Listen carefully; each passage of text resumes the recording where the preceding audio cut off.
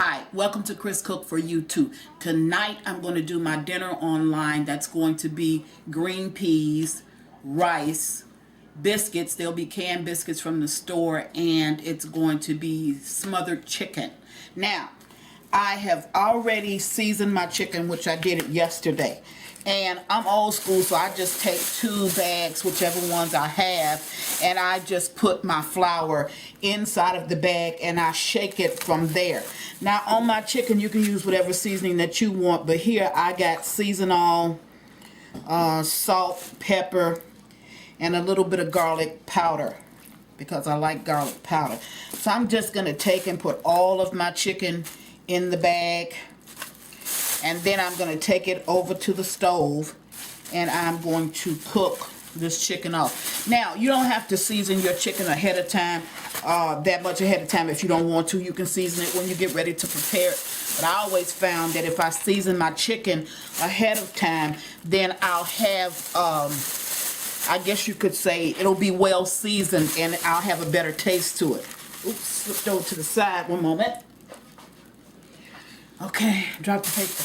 Now, I got 2 bags here. The reason why I use 2 bags because a lot of times you'll have 1 bag and there'll be a hole at the bottom. And I find that when you shake it inside these bags, you can get everything coated. And there's no need to waste the bowl because when I get through, the only thing I have to do is just throw this away as opposed to wash it. Now, if you can see down in there, all of my chicken is seasoned, and what I'm going to do is take this over to the stove and then fry it off. I'm going to shake it off and then fry it off. But before I do that, I'm going to take 2 tablespoons of the flour that I have already seasoned my chicken with. Let me see if I can get it out. And I'm going to make the gravy in order to smother the chicken with. So these are not quite, should be 2. Yeah, that's just 2. And you can add milk or water. I'm going to add a little bit of water. And I'm going to add a little bit of carnation milk. The reason why I use carnation milk is because carnation milk velvetizes and makes it a more creamier gravy to me. So, that's all the water you need, what you see here. And it's really just 2 heaping tablespoons full of flour. And it looked like I did 3, but that only equals out to 2 heaping tablespoons. So I'm going to take this over to the stove to fry up the chicken, and I'll meet you there. Okay, we're at the stove, so we can start with the chicken. But before I do that, I want to do my biscuits. And like I told you, I like graham biscuits. So these are just graham biscuits. And I'm going to take them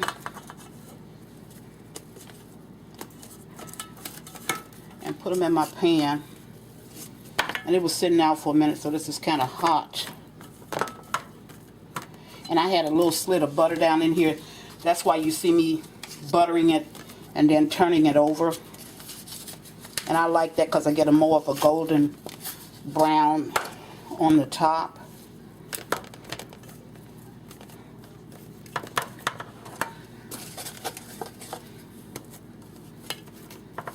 Now, I have found that the closer you put your biscuits in a pan, the more they will plump up for you. And they'll plump up this way because they have no room to rise to the side. So, some of you old school cooks, y'all know what I'm talking about there.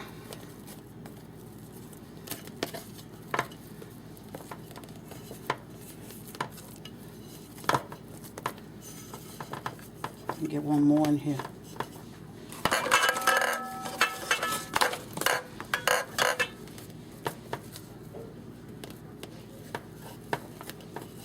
Alrighty, got my biscuits in the pan. I'm going to stick them in the oven. I have a few more, but I'll put them in while the chicken is frying up. So now, I'm going to shake off some of the flour that's on the chicken. And I'm going to put it down in the grease. This grease is not hot enough, so I'm going to let it get a little bit hotter. But while it's getting hot, I want to tell you this.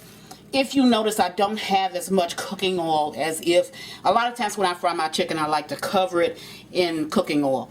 Reason for that, because I like an even color all over my chicken. But today you don't see me covering it in cooking oil because I'm not going to have fried chicken. I'm going to have smothered chicken. So I'm going to wait for a few minutes, let this grease get a little bit hotter, and then we'll go to putting this in the pan. Okay, now I have a little bit better sizzle on it, and I'll just wait. I had the stove turned on, but I had it on low, and I was thinking that by the time I got prepared, you know, everything would be, the oil would be hot enough, but it wasn't. But now it's hot enough. Now, I don't care if this chicken cooks uneven, like if I don't have a solidly one tone on my chicken, it doesn't make any difference because I'm going to smother it anyway. And this is more than enough oil. You would use more oil than this if you're going to fry your chicken, but since we're going to smother it, it's okay. And I normally don't fry in this pan. I'm only frying in this pan is because, only reason why I'm frying this pan is because this is the pan I want to use when I get ready to add the gravy mix to the chicken. And it does not matter if your chicken is crowded, okay?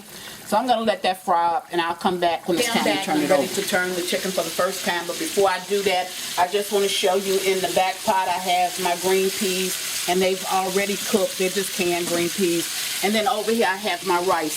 For those of you who don't know how to cook rice, and it's perfect, every grain should be standing to itself. The way that you cook rice, the rice ratio is for every cup of rice you have 2 cups of water. So if you have 2 cups of rice, then you would have 4 cups of water. You take it, you put it, you boil it, bring it up to a boil for 15 minutes, cut it down on low for 15 minutes, and then cut it off for 15 minutes. After that, you should have perfect rice. So it's 15, 15, and 15 before you eat it. It's bring it up to a boil, that's for 15 minutes, then take it down to low, 15 minutes, and then cut it off. Now, it takes about 15 minutes for it to come up to a boil, so I don't want to confuse you. All you're doing is just bringing the rice to the boiling point. Once it goes to the boiling point, then you're going to cut it down on low. And then after it's on low for 15 minutes, then you're going to cut it off. And you should have just what I have, which is perfect rice. Now, and one other thing that I did with this rice today is I cooked it in chicken broth instead of cooking it in water because I wanted chicken flavored rice as well. Now, back to the chicken. I'm getting ready to turn it for the first time. So I just turn my pieces over.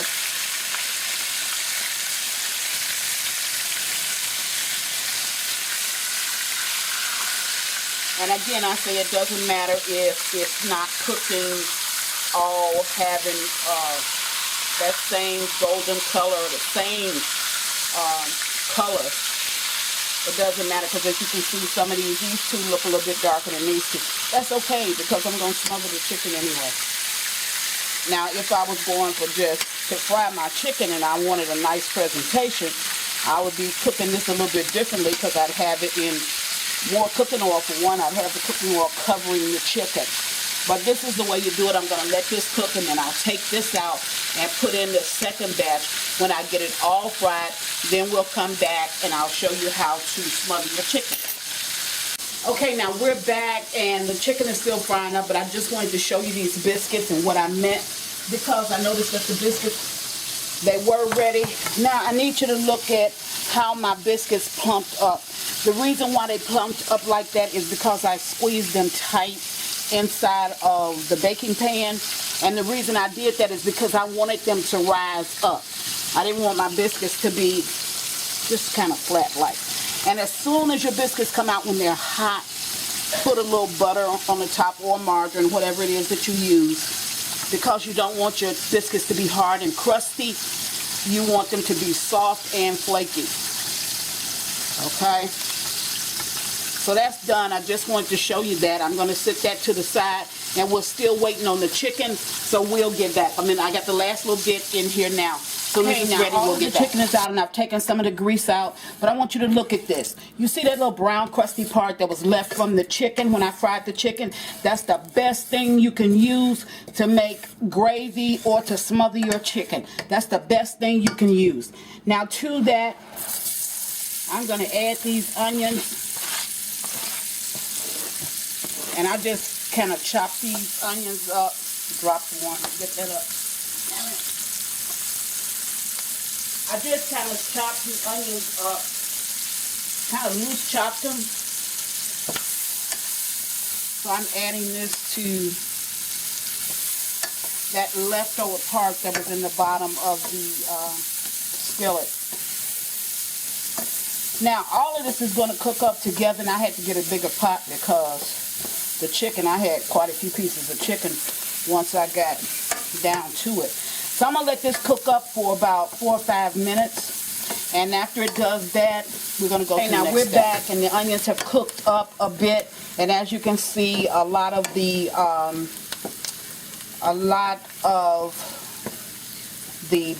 chicken flour that was left in the bottom of the pan, you can see a lot of it on the onions. And I do mean the drippings from the chicken. The flour drippings that was from the chicken. Now, this is the milk, the flour, and the water that I mixed up earlier when I first started to do the chicken.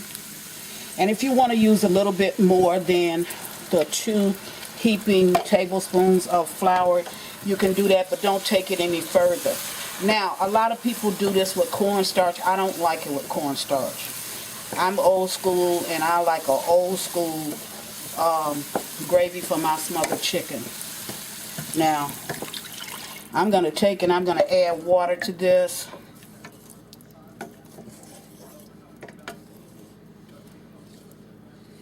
Now, this is really the start of it, because I had to use a larger pan for the chicken because I had so much of it. So what I'm going to do is to take this and put it over in the pot with the chicken in it. You can see my chicken is in there.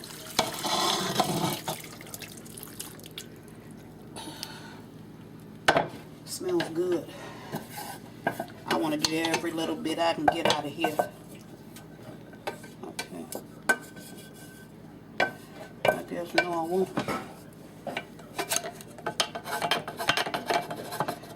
Fall. Okay. Well, I guess he wants to stay in there. Now I have that in there, and I'm going to add just a little bit more water to it. So actually what I did is about, I don't know, 2 glasses of water, and I can pretty much eyeball this because I've been doing it for so long. I'm going to move this over to the heat. I'm going to spread this chicken out. And when you see this chicken again, it's going to really be looking good. Because what's going to really make this thick is not only the flour that I added, but the flour that's already on the chicken. That's going to help to make the gravy that I have in here, that's going to help to make it a little bit thicker. And when you talk about smothering it, the only thing that I'm doing is putting the top on the pot,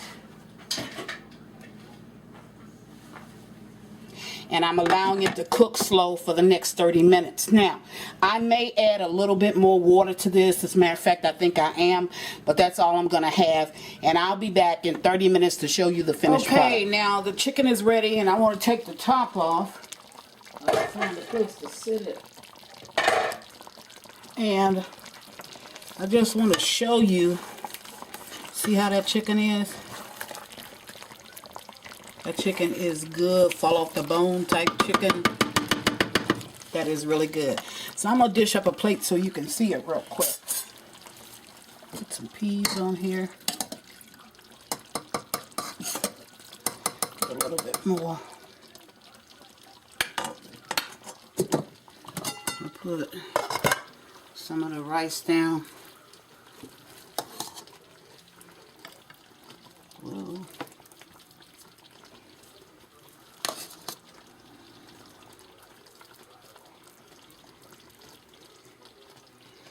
I'm going to stick a little bit of butter on top of this rice because I want to put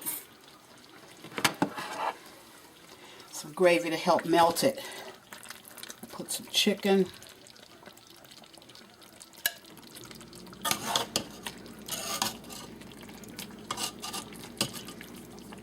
Take that skin off there. Down on it. I just want to show you this. I took that skin off so I can show you this. Look at that chicken, how tender it is. That is tender chicken. You can break it with a spoon. Then I'm going to add 2 biscuits. And I'm going to put a little bit of the gravy that I smothered the chicken down in. And that's going to help to melt that butter. Okay, wish you was here. This is my dinner for tonight. I'm having chicken, rice and gravy, biscuits, and green peas. And as always, I want to thank you for watching. Chris Cook for You Too. Bye.